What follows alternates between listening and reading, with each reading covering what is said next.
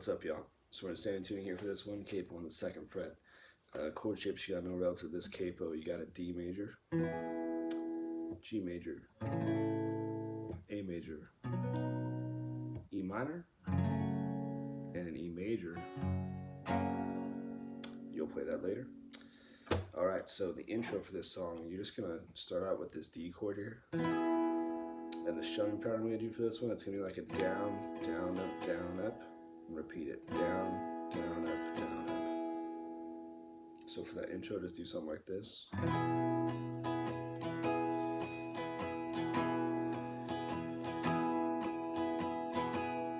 There's some lead going on in the background, but for rhythm, just hold on to that D.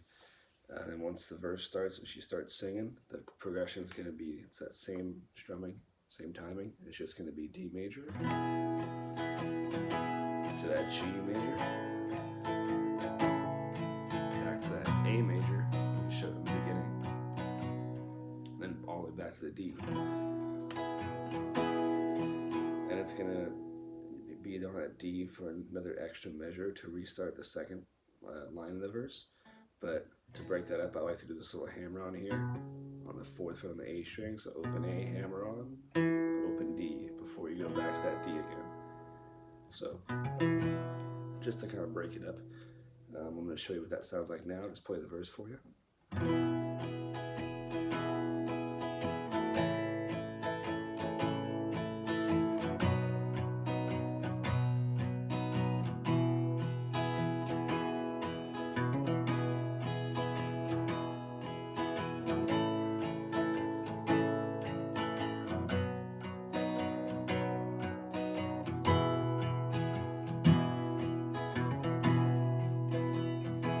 That's your verse. Now actually for the first verse and the first chorus, it's the same progression. So when it goes in the chorus, it's that exact same thing as I just showed you. Exact same timing as well. So D, G, A, D. It's the chorus, the exact same thing I just showed you. Just keep playing it through. After that first chorus ends, you're going to just kind of stick on this D for the outro of it, just like you did with the intro. Second verse, same as the first verse. Second chorus is also the same as the first chorus. So really up until this point, the whole song is just, you're either holding that D for an intro or outro after the chorus, and then you're doing the D, G, A, D progression for the verse and choruses. Once it gets to the bridge, that's when you're going to hear this D minor come in after the instrumental part, which is just the D, G, A, D. You go on this instrumental part of the bridge when she starts singing, and it's going to be the same pattern for strumming, but it's going to be E minor to A major. Repeat it twice. Okay, and then you got the last chorus. There's only going to be one change in that last chorus. You're going to start out just like normal. It's going to be a breakdown, so D, G, A, D, then it builds back up, so it's D, and then when you're going to go to this G, it's going to be a G, but then you're going to go hit the 4th fret on the E, 3rd fret on the E, hit that E major I showed you in the beginning, then back to A, back to D. So I'm going to go over that real quick. Chorus after the breakdown with the build-up part.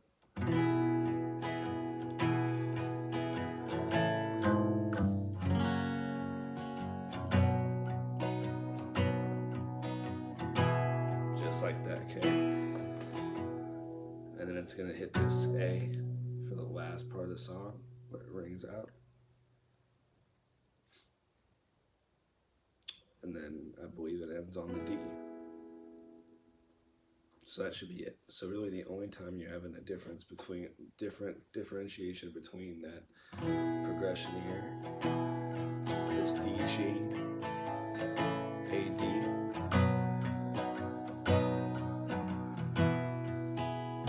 I lost my pick, but I can keep going. So that's really most of the song. The only time it's different is going to be the bridge, which is E minor to A,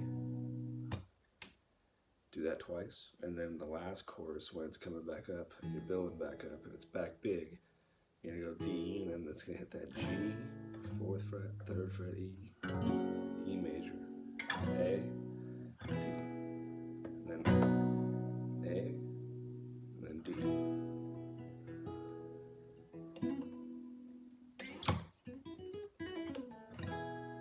And that should be it. So if you guys got any questions, drop in the comments. Thank you guys for watching. Have some fun with it. That was for, I think the name is Still a Weirdo. Don't be too hard on yourself, by the way. We all kind of are. So hope that helps you out. And get at it.